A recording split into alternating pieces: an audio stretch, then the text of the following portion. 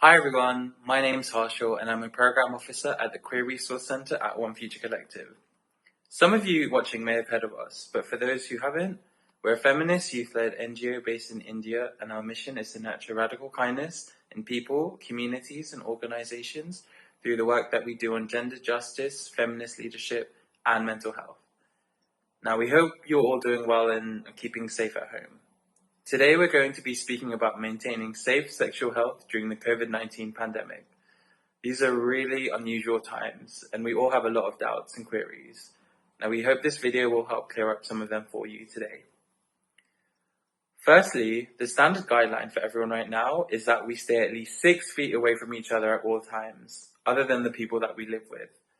This is severely going to limit our possibilities of any physical contact with strangers or partners who don't live with us. Physical intimacy is really important and beneficial for our mental health, and this might be a depressing and frustrating time for many of us. Having said that, maintaining safe sexual health becomes the utmost priority, as preventing to do so not only puts us at risk, but also others, people we know as well as people we've never met before. First things first, the obvious question: can COVID-19 be sexually transmitted? There's more than one answer to that. The way the virus spreads is through droplet nuclei, which are tiny specks of infectious material far too small to see.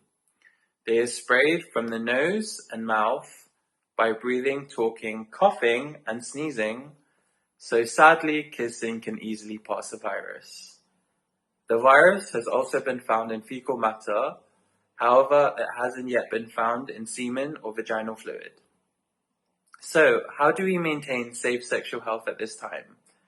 2 things that we should not be doing: meeting up with strangers or anyone outside of your household to have sex. Keep those conversations on the app strictly online and virtual. And secondly, having sex or even kissing our partners living with us who are showing any symptoms of the virus and are yet to be tested. Now, let's talk about the things we can do to enjoy safe sexual health and prevent the spread of COVID-19. Masturbation. The safest sex partner for you is you, and masturbation is the safest form of sex as of now. You, and only you, are your safest sexual partner. The 2-week rule. If you and your partner who live together have been self-isolating for 2 weeks and neither of you show symptoms of the virus, it's safe for you to have sex. However, you or your partner might step out for grocery runs, walking your dog, or any emergencies. Every time someone goes out of their household, that person has the potential to acquire the virus. A great precaution is to take the resetting of the 2-week clock if one of you is in contact with someone with coronavirus or develops symptoms. I know that may seem like a long time, but it's always better to be safe than sorry. Consent. Consent is just as important, if not more, during these times as compared to usual. Your partner might be having vastly different feelings about self-isolation and being quarantined than you. Understand their concerns and interests first and make sure you communicate. Hygiene. Wash up thoroughly before and after sex, and always remember the 20-second hand washing rule. Sex toys. Wash your sex toys thoroughly with only soap and water before and after use. Protection. Always use condoms and dental dams. These help prevent the spread of the virus, especially with regards to oral sex and anal sex. Binders. If you use a binder, make sure you cough each time you remove it to loosen your body and try to give yourself a break from binding whenever possible. If you have a cough, avoid binding as it will build fluid in your lungs. Always disinfect your keyboards and touchscreens, especially the ones that you share with others. Birth control. It could be quite helpful to have an effective form of birth control for the coming weeks, or even avoid pregnancy for some time. The healthcare system is really unstable at the moment, and it might interrupt regular doctor visits or make them difficult. STIs and treatment. It's very important to have sex only with those who use condoms and men who have access to pre-exposure prophylaxis or PrEP. Avoid getting an STI during this period as far as possible.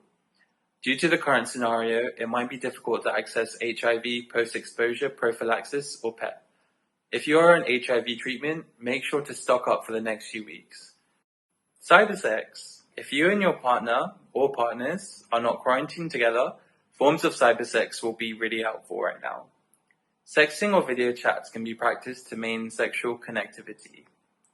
If you're exploring virtual sex, it's important you communicate with your partner, figure out what works and what doesn't work, and most importantly, take consent beforehand and discuss different platforms you want to use.